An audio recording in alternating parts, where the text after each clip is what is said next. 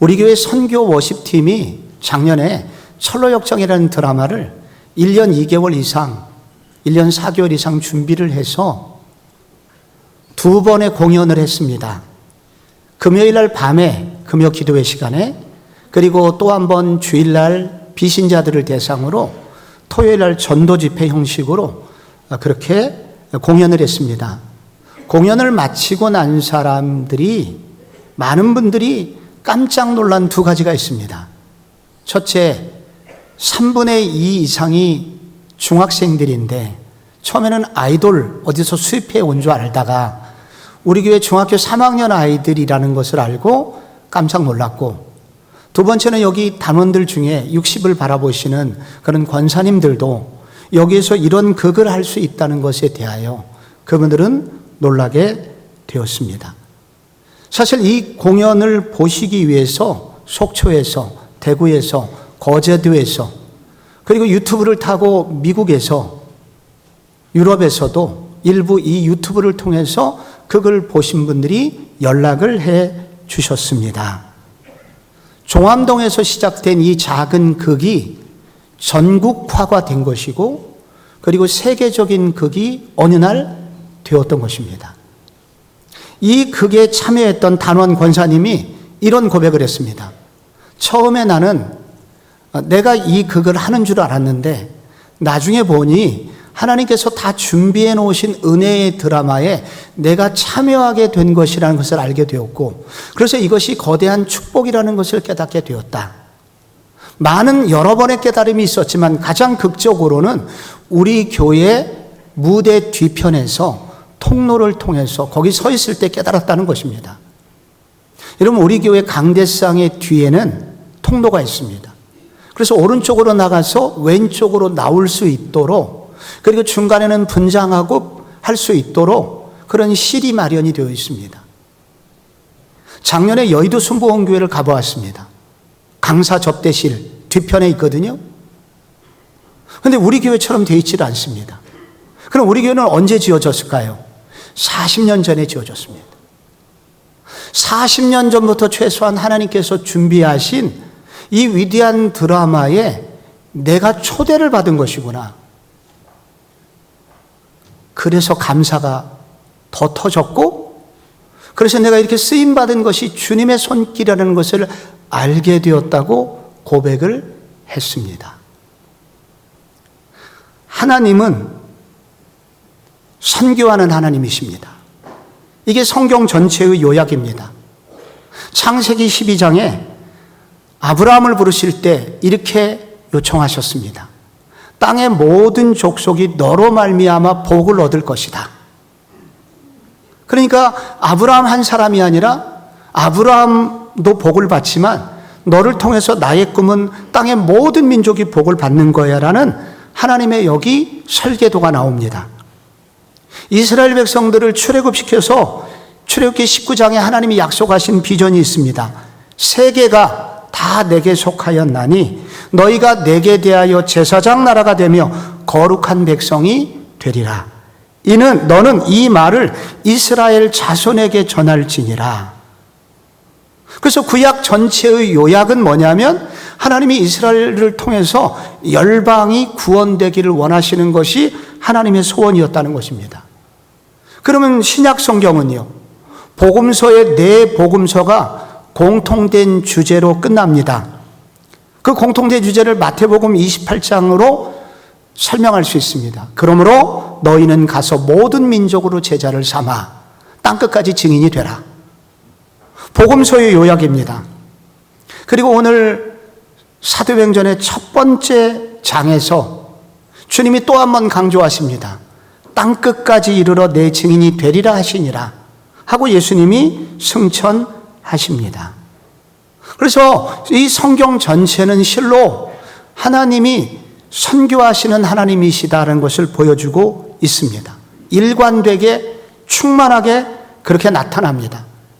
그래서 우리가 하나님이 하시려는 선교적 삶을 사는 것, 이 하나님의 선교에 관심을 갖는 것은 하나님과 통하는 사람이라는 뜻입니다. 그런데 교회를 다니지만 내가 하나님의 선교가 뭔지 모르고 관심이 없다면 아직은 하나님과 통하는 삶은 아니라는 것입니다. 그런데 이와 같은 선교적 삶을 도전하시는 이유는 이방인들을 위해서도 그렇게 하거니와 먼저 그렇게 할 때 우리 자신이 가장 가치 있는 삶을 살 수 있는 길이기 때문이기도 합니다. 땅끝까지 이르러 제자들에게 증인이 되라. 하나님의 선교에 동참해라. 그 결과 제자들이 순종하였습니다. 어떻게 되었습니까? 이스라엘을 벗어나 본 적이 없는 촌사람, 갈릴리 촌사람들이 그 당시에 세계에서 가장 유명한 사람들이 되었고, 지금까지 그들은 우리가 따르고 싶은 모델이 되었습니다. 이 선교적 삶, 이 선교에 대한 관심, 땅끝까지 이르러 복음을 전하라는 이 주님의 말씀에 관심을 갖고 순종하는 길은 먼저 우리를 위한 가장 복된 길이라는 것입니다. 그런데 주님께서는 이와 같은 복된 삶을 살기 위해서 먼저 준비할 것이 있다고 요구하십니다. 그것은 무엇일까요? 먼저는 내 인생의 이권을 준비하시는 하나님의 계획하심을 물으라는 것입니다. 1절 말씀에 이렇게 나와 있습니다. 데오빌로요, 내가 먼저 쓴 글에는, 먼저 쓴 글은 누가복음입니다. 누가복음과 사도행전은 동일 저자인 누가가 저술하였습니다. 그런데 누구에게 썼냐면 데오빌로에게 썼습니다. 누가복음 1장 3절에 보면은 그 모든 일의 근원부터 자세히 미루어 살핀 나도 데오빌로 각하에게 차례대로 써보내는 것이 좋은 줄 알았노니, 여기 데오빌로 각하라고 불렀습니다. 총독 이상의 로마 고위 관리에게 각하라고 붙여졌습니다. 데오빌로는 로마의 최고의 관리이었거나 황제의 친인척 중에 한 사람이었습니다. 그러면 이 누가는 헬라인 의사였거든요. 어떻게 데오빌로를 알았을까? 이거는 학자들의 추측입니다. 누가는 노예로서 데오빌로의 주치의를 맡고 있었다는 것입니다. 근데 데오빌로가 죽게 되었을 때, 위기에 빠졌을 때 그를 고쳐주었고 주인은 그에게 자유인이 되도록 은혜를 베푼 것입니다. 그 이후에 누가는 바울을 따라다니면서 복음을 전하게 되었죠. 그래서 누가가 데오빌로에게 복음을 전하고 있는 것입니다. 누가복음은. 이 데오빌로가 본명인가? 아닐 것입니다. 왜냐하면 데오빌로는 두 단어의 합성어거든요. 데오, 하나님, 필로스, 사랑하는 자. 하나님을 사랑하는 자라는 이 이름을 보면 필명인 것을 알 수 있습니다. 당시 로마 고위관리가 예수를 믿는 것은 부담스러운 일이었거든요. 그래서 이렇게 별명을 쓰고 있는 것입니다. 그러나 이렇게 하나님을 사랑하는 자여라고 편지를 쓴 걸 보면 사실은 이 편지는 데오빌로 한 사람이 아니라 지구상에서 하나님을 사랑하는 모든 자에게 쓰신 편지라는 것을 알게 됩니다. 그런데 누가복음 1장 1절에 데오빌로 각하라고 나와 있는데 오늘 우리가 읽은 사도행전은 이렇게 시작합니다. 데오빌로요, 각하가 빠졌습니다. 왜 그럴까요? 그것은 누가복음을 기록할 당시까지만 해도 그는 신앙의 초보자였었습니다. 그런데 누가가 보내준 누가복음을 읽고 그 긴 편지를 통해서 그는 예수님을 만나게 되었고 교회를 알게 되었다는 것입니다. 어느새 교회의 공동체의 한 몸이 되었고 교회에서 만나는 사람들은 어떤 사람이든지 형제 자매라는 것을 깨닫게 되었다는 것입니다. 저희 매형이 군목으로 군생활을 마치고 마석의 개척교회를 시작하셨습니다. 그때 함께 군인교회를 섬겼던 여러분들이 이 개척교회에 오셨었습니다. 설립 예배 때 투스타 사단장도 오셨고 또 별 하나 준장님도 오셨고 대령으로 예편하신 분도 오셨고 여러분들이 집사님 장로님 하면서 서로 인사를 주고받았는데 식당에서 위에서 행사를 마치고 저희 매형이 나타나셨습니다. 소령으로 예편했습니다. 모두 다 벌떡 일어나서 목사님 하면서 예의를 갖춰주셨습니다. 감동적인 모습이었습니다. 그리고 사단장님은 안수 집사님이고, 그리고 대령님은 장로님이셨습니다. 장로님, 집사님 하면서 서로를 환영하는 모습을 보면서 아, 교회가 이런 것이구나 하는 것을 저도 극적으로 보게 되는 순간이었습니다. 그렇게 데오빌로하고 누가는 형제가 된 것입니다.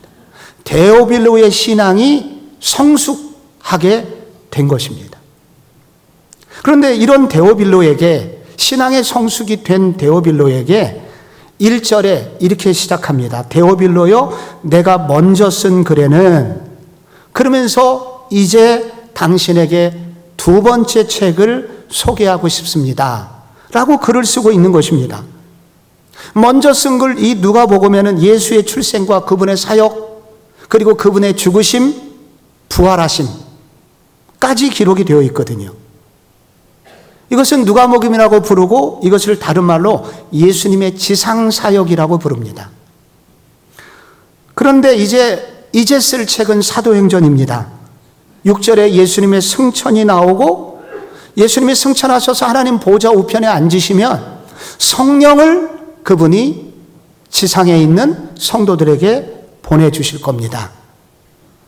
그래서 성령을 통하여 예수의 제자들이 복음을 전하여 이제 이 땅에서 사역을 하는 동안 예수님은 위에서 기도를 하실 것입니다. 그래서 사도행전은 예수님의 천상사역이다, 이렇게 별명을, 또 다른 말을 붙입니다. 여기 데오빌로를 향한 하나님의 꿈이 보입니다. 데오빌로는 하나님의 생각이 보입니다. 예수님의 지상사역, 십자가와 부활이라는 복음을 알았다고 해서 신앙생활이 끝이 아니다. 나는 너를 향한 또 다른 계획이 있다. 사도행전이 영어로 액치거든요. 행동이죠. 이 복음을 너희의 몸으로 알았으면 좋겠고, 너를 통해서 복음이 전해지는 것을 보기를 원한다. 너와 함께 너를 통해서 일하시는 하나님, 그 결과 너를 통해서 하나님 나라가 이루어졌으면 좋겠다. 데오빌로를 향한, 데오빌로가 점점 자라나기를 원하시는 하나님의 꿈이 여기 나타나 있는 것입니다. 그저 복음을 지식적 수준에서 아는 것으로 끝나지 않고 복음의 참여자가 되었으면 좋겠다, 도전하시는 것입니다. 예루살렘에서 죽으신 예수 정도가 아니라 열방 전체를 품으시는 예수, 그 예수가 품은 세계를 품은 그리스도인으로 당신이 성장하기를 원합니다 라고 누가가 도전하고 있는 것입니다. 즉 데오빌로는 1권만 생각했을지 모르지만은 하나님은 그에게 2권을 준비하고 계십니다. 속편을 준비하고 계시는 하나님이심을 알려주고 있는 것입니다. 우리 성도를 향한 주님의 꿈이 이와 같습니다. 하나님은 우리가 예수 믿고 구원받았다, 나 천국 가게 되었어 라는 것으로 신앙생활 끝내기를 원치 않으십니다. 하나님은 각 성도를 향한 더 큰 꿈을 가지고 계십니다. 2권을 준비하고 계시다는 거죠. 여러분을 향한 주님의 2권의 계획하심은 무엇이라고 생각하십니까? 이것을 아시기 위해서는 주님께 물어야 합니다. 주님, 나를 향한 나의 2권은 무엇입니까? 지나간 1권으로 끝나지 않고 나를 통해서 이루실 주님, 나를 쓰시기를 원하시는, 나를 통해서 쓰시기 원하시는 주님의 2권의 책의 내용은 무엇이냐고 주님께 물어야 한다는 것입니다. 빌립보 성도들에게도 바울이 그렇게 도전했습니다. 너희 가운데 착한 일을 시작하시니가 그리스도 예수의 날까지 이루실 줄을 우리는 확신하노라. 자라나라는 것입니다. 지난주 은퇴식이 있었습니다. 배효순 권사님 따님이 영상 인사에서 엄마에게 건넨 축하의 멘트 너무 도전이 돼서 제가 그대로 영상을 다시 한번 보고 그대로 옮겨봤습니다. 사랑하는 배 권사님, 늘 하나님의 나라와 교회를 위해서 헌신하시고 섬겨주셔서 감사드리며 은퇴를 축하드립니다. 그리고 사명에는 은퇴가 없습니다. 주님 만날 때까지 파이팅. 저는 이분이 따님이신지 목사님이신지 구분이 안 갑니다. 그런데 그 말씀이 그 따님이 하신 말씀이라 제게 너무 큰 도전이 되었습니다. 어머님이라고 부르지도 않고 권사님, 사명에는 은퇴가 없습니다. 무슨 말입니까? 권사님 지금부터 이권을 준비하시라는 얘기처럼 들립니다. 권사님을 향한 하나님의 이권이 있는데 그거 권사님 발견하십시오 라는 주님의 음성으로 저는 받아들였습니다. 성도 여러분을 향한 주님의 이권은 무엇일까요? 나를 통해서 쓰시길 원하시는, 나를 통해서 쓰시기 원하시는 주님의 계획하신 이권을 기대해라. 그 이권이 뭔지 알려면 발견하려고 주님께 물어라. 이 이권을 준비하시는 기대감이 있는 성도에게 하나님은 땅끝 비전을 보여주신다는 겁니다. 여기 또 하나가 나옵니다. 땅끝 비전으로 가치 있는 고부가가치 인생이 되려면 성경적인 선교적 영성을 형성하라는 것입니다. 3절 말씀 우리 한 번만 같이 읽어보겠습니다. 시작. 그가 고난을 받으신 후에 또한 그들에게 확실한 많은 증거로 친히 살아계심을 나타내사 40일 동안 그들에게 보이시며 하나님 나라의 일을 말씀하시니라. 아멘. 부활하신 예수님은 40일간 지상에서 머무셨습니다. 즉시 승천하지 않으시고 40일간 지상에 머무셨습니다. 왜 그러셨을까요?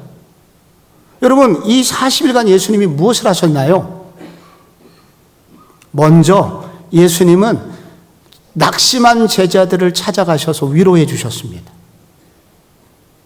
엠마오로 내려가는 그 낙심에서 내려가는 제자들에게 예수님이 동행하시고 떡을 떼어서 그들에게 먹게 하실 때, 아, 그분이 바로 주님 아니셨나? 하면서 그들이 깨닫게 되죠. 낙심한 베드로에게 갈릴리 바다에서 옛날 직업으로 돌아간 베드로에게 나타나셔서 시몬아, 네가 나를 사랑하느냐? 내 양을 먹이라. 그러면서 다시 일으켜 세워주셨죠. 첫째 그거 하셨고요. 또 하나 그 제자들에게 하신 일이 있습니다. 그게 뭐냐면 방금 읽으신 대로 확실한 많은 증거로 하나님 나라의 일을 말씀하시니라. 하나님 나라의 일을 말씀해 주셨다는 겁니다. 하나님 나라의 일은 도대체 무엇일까요? 이거를 가장 잘 설명해 주는 성경이 요한복음 9장입니다. 태어날 때부터 맹인이었던 사람이 나옵니다. 사람들이 묻습니다. 이 사람의 죄가 이 사람 때문입니까? 조상 때문입니까? 예수님 답변하십니다. 예수께서 말씀하셨을 때 이 사람이나 그 부모의 죄로 인한 것이 아니라 그에게서 하나님이 하시는 일을 나타내고자 합니다. 여기 하나님이 하시고자 하는 일이 나옵니다. 하나님이 하시고자 하는 일이 많이 있는데 성경에서 제일 많이 나오는 내용이 바로 이렇게 맹인이 눈을 뜨는 일하고 관련이 되어 있습니다. 하나님 나라의 일은 이거하고 관련이 있어요. 그런데 맹인이 눈을 뜨는 것은 대부분 성경에 이방인들이 영적인 눈이 밝아져서 하나님의 영광을 보게 되는 사건입니다. 그래서 이사야도 보세요. 선지자 이사야가 어느 날 하나님의 메시지를 받습니다. 앞으로 메시아가 나타날 거야. 근데 그 메시아가 어떤 일을 할 거냐면 이사야 42장 6절에 나옵니다. 나 여호와가 의로 너를 불렀은즉 내가 내 손을 잡아 너를 보호하며 너를 세워 백성의 언약과 이방의 빛이 되게 하리니. 여기 이방의 빛이 되게 하리니가 나오고 7절에 네가 눈먼 자들의 눈을 밝히며 라고 나옵니다. 앞으로 메시아가 오게 되는데 그 메시아가 할 일은 이방의 빛, 선교사가 될 것이고 그는 눈먼 자들의 눈을 뜨게 할 것이다 라고 그렇게 나옵니다. 또 하나 사도행전 26장이 바울이 자기의 간증을 할 때 내가 어떻게 해서 예수 믿게 됐냐고요 하면서 사도행전 26장 17절에 이렇게 나옵니다. 이스라엘과 이방인들에게서 내가 너를 구원하여 그들에게 보내어 그들에게 다시 보내어 그 눈을 뜨게 하여 어둠에서 빛으로. 여기 눈 뜨는 얘기가 또 나옵니다. 그래서 하나님 나라의 일은 어둠에 있는 이방인들이 영적인 눈을 떠서 하나님을 바라보게 되는 사건입니다. 그것이 바로 구약에도 나와 있고 신약에도 나와 있다는 겁니다. 그래서 예수님께서 제자들의 것을 여러 번 설명하십니다. 왜 그렇게 설명하냐면 유대인들은 세상에 두 종류의 사람만 있다고 굳게 믿고 있었기 때문입니다. 하나는 유대인, 또 하나는 비유대인. 하나는 선택받은 하나님의 사람, 또 하나는 절대 구원받지 못하는 짐승 같은 사람들. 우리는 날 때부터 할례를 받았어. 하나님이 함께 하신다는 증거를 몸에 지닌 사람들이야. 이 사람들은 하나님께 버림받은 사람들, 폐기 처분돼야 될 쓰레기들. 이게 유대인들이 갖고 있었습니다. 굳게 갖고 있는 생각입니다. 여러분, 예수님의 제자들이 유대인들이잖아요. 그러니까 이런 선민 사상이 깨어지질 않습니다. 근데 예수님이 어떻게 깨뜨리시냐면 이 40일 동안 이 하나님 나라의 일, 이방인이 눈을 뜨고 주께로 돌아오는 것이 하나님이 가장 소원하시는 거라는 것을 말씀을 통해서 계속 알려주십니다. 누가복음 24장 44절에 이렇게 나옵니다. 이르시되 내가 너희와 함께 있을 때 너희에게 말한 바 곧 모세의 율법, 모세 오경 말합니다. 선지자의 글, 선지자들의 이야기, 시편, 잠언, 전도서, 아가서 이런 겁니다. 구약 성경이죠. 여기에 45절에 이에 그들의 마음을 열어 성경을 깨닫게 하시고, 성경을 그들이 깨닫게 하시고 이 복음이 모든 족속에게 전파될 것이라고 기록되었다. 성경을 통해서 하나씩 하나씩 깨닫게 해주시자 그들의 마음이 바뀌게 됩니다.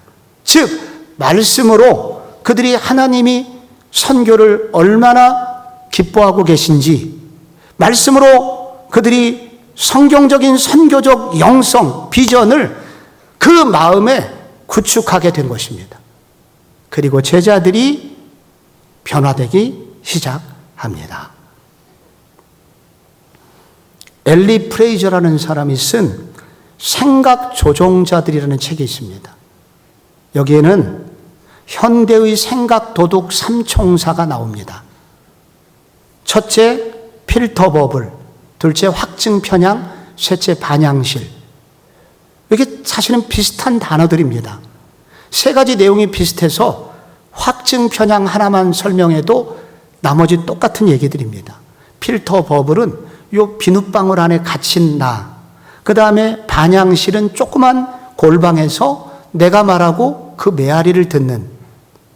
그래서 이게 확증 편향이라는 얘기로 설명이 될 수 있는 내용입니다.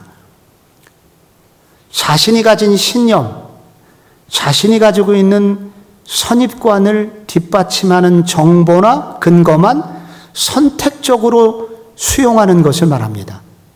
자기에게 유리한 정보만을 선택적으로 받아들이고 자기가 보고 싶은 부분만 보는 것을 말합니다. 그 결과 어떤 강한 신념을 가지게 되는 것을 확증 편향이라고 합니다. 유튜브를 보면, 여러분 유튜브 하나 어떤 걸 보면 놀랍게 그 다음날 새벽에 내가 어저께 본 유튜브 주제와 비슷한 주제가 이미 올라와 있습니다. AI가 그거 물어다 줍니다. 그래서 계속해서 같은 비슷한 생각을 가진 내용을 계속 보게 되는 것입니다. 객관적인 타당성이 있는 게 아니라서 반성 없이 그걸 계속 보게 되는 것입니다. 자기를 돌아보지 않게 되는 거예요. 그래서 결국 그런 사람들은 가짜 뉴스의 표적이 됩니다. 너무 쉽게 속아 넘어게 된다는 것입니다. 그래서 건강한 영성은 뭐냐? 자기 반성을 할 줄 아는 능력이다. 이렇게 말합니다. 인간은 반성을 통해서 인간다워지는데 이런 자기의 확증 편향이라는 감옥에서 나오게 해주려면 두 가지가 필요한데, 하나는 독서요, 나와 다른 종류의 사람을 만나는 것이다. 이때 사람이 바뀔 수 있다는 겁니다. 유튜브 똑같은 것만 보면 우리는 감옥에 갇히게 돼요. 가짜 뉴스의 희생자가 돼요. 나중에 대형 사고를 쳐도 깨닫지 못하게 됩니다. 그런데 벗어나려면 책을 읽어야 되고, 나와 다른 종류의 사람을 만나라는 거예요. 나와 다른 생각을 하고 있는 사람의 생각을 들으라는 거예요. 그럼 바뀐다는 거예요. 그런데 여러분, 성경은 도대체 누가 쓴 책입니까?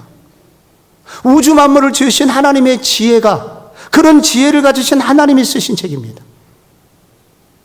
그리고 이 책에는 다양한 믿음의 사람들이 나옵니다. 우리가 이들과 교제하게 되면 무슨 일이 생기게 될까요? 이 하나님의 음성을 듣게 될 때 우리는 어떤 성장을 할 수 있게 될까요?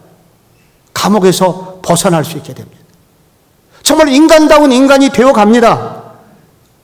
책 몇 권만 읽어도, 다른 종류의 사람만 만나도 달라진다면, 이 하나님의 말씀을 이렇게 하나님의 관점을 가지고 읽는다면, 하나님이 원래 증거하려는 그런 관점을 가지고 이 책을 읽는다면 여러분, 우리가 얼마나 많이 달라질까요? 그러므로 여러분, 우리가 제자들처럼 우리가 1년을 결심해야 됩니다.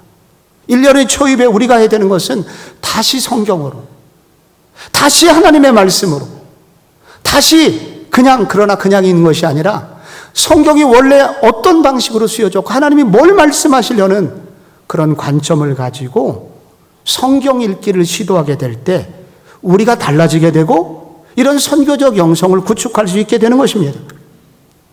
그러므로 하나님의 관점을 배울 수 있는 성경대학에 도전해 보십시오.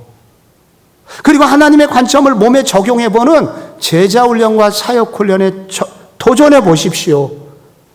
그리고 하나님의 말씀을 배우고 행동으로 옮길 수 있는 전도 폭발에 도전해 보십시오. 하나님의 거룩한 말씀에 내 시간을 드리고 그것을 받아들이게 될 때 여러분, 우리는 생각의 감옥에서 나오고, 그리고 실로 참으로 아름다운 인간으로, 그리고 내가 봐도 가치 있는 사람으로 변화되어 있는 1년 후에 내 자신을 발견하게 될 것입니다. 하나님은 여기서 끝내지 않고 땅끝 비전을 갖는 가치 있는 인생이 되려면 성령의 세례를 구하라고 도전하십니다. 예루살렘을 떠나지 말고 약속하신 것을 기다리라. 요한은 물로 세례를 베풀었지만 너희는 몇 날이 못되어 성령 세례를 받으리라. 오직 성령이 너희에게 임하시면 너희가 권능을 받을 것이다. 오늘 이 주님의 말씀의 뒷부분은 전부 다 성령 세례를 받으라는 얘기입니다. 성령은 어떤 분이실까요? 왜 이렇게 성령을 기다리고 사모해야 될까요?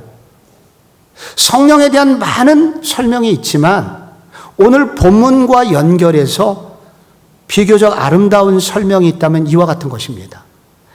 예수의 복음을 우주선이라고 한다면 성령님은 그 우주선을 달나라까지 보낼 수 있는 로켓 장치와 같다 라는 것입니다. 우주선 안에는 이미 컴퓨터도 들어있고 우주 식량도 들어있고 그 사진을 찍어 보낼 수 있는 카메라 장치도 들어있는 되게 비싼 아름다운 그런 우주선인데, 문제는 달나라까지 갈 수 있는 힘이 없어요. 이때 로켓 장치가 잘 달려 있으면 대기권의 압력을 치고 나가서 뚫고 달나라까지 갈 수 있습니다. 제자들이 예수를 알았습니다. 복음을 몰랐던 게 아닙니다. 그런데 다 넘어졌습니다. 그 예수의 복음을 현실화할 수 있는, 삶에서 전해서 그 진리를, 그 진가를 드러내 볼 수 있는 능력이 없었던 것입니다. 로켓 장치가 필요했던 것입니다. 그것이 성령님이십니다. 그 성령을 구하고 그 성령을 받아야 바로 이 사명을 감당할 수 있을 것이며, 이 성령의 충만함이 있을 때 비로소 자기가 알고 있는 것으로 끝나지 않고 몸으로, 행동으로 선교적 삶을 살 수 있다는 것입니다. 여기 물세례와 성령세례의 비교가 나옵니다. 물세례는 우리가 세례 받을 때 죄를 씻는 의식에서 사용되는 물이죠. 이때 우리는 찔림을 받습니다.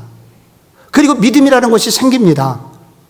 그런데 그 세례를 받아도 죄를 이길 수가 없습니다. 또 죄를 짓습니다. 세례 받아도 죄를 지어요. 우리는 낙심합니다. 근데 성령 세례는 무엇이냐? 내 속에 하나님의 영이 폭포처럼 임하게 되는 것입니다. 그래서 내가 안 하고 싶어도 하지 못하도록 그 성령의 강한 에너지에 이끌려서 성령의 뜻대로 살게 되는 것을 말합니다. 성령의 세례가 임하면 이런 일이 생긴다는 것입니다.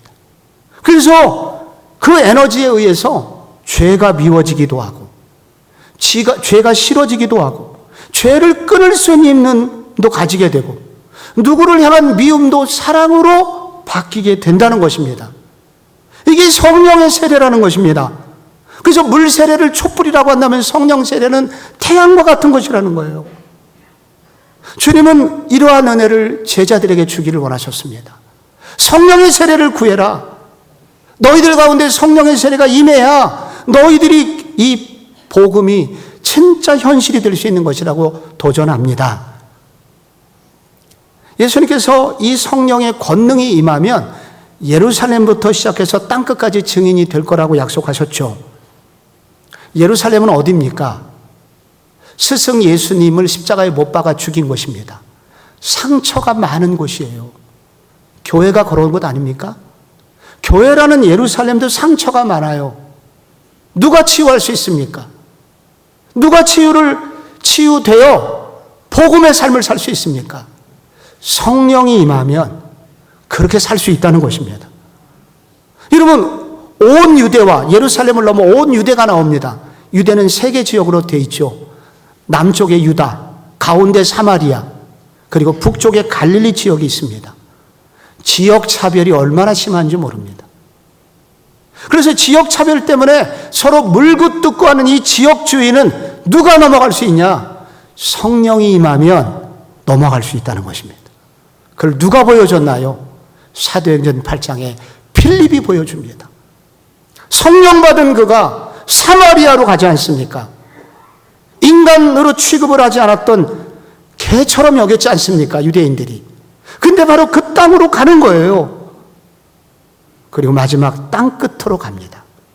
땅끝은 지리적 장벽, 종족의 장벽을 넘어선 이방인들에게 복음을 전하는 것을 말합니다.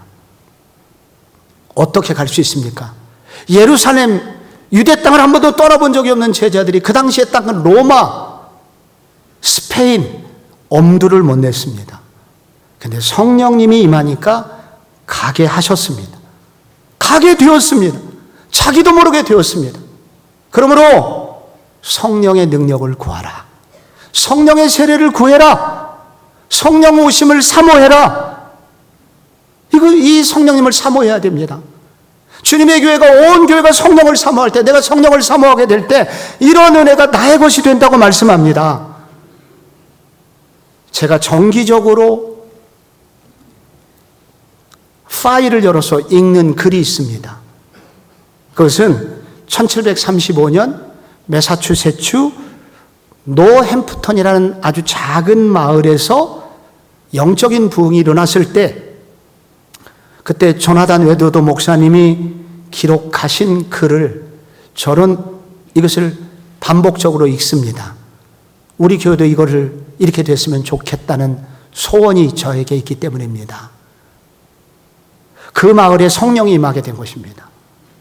근데 그때 무슨 일이 있었냐면, 이 역사는 금방 그 마을을 영광스럽게 바꾸어 놓았다.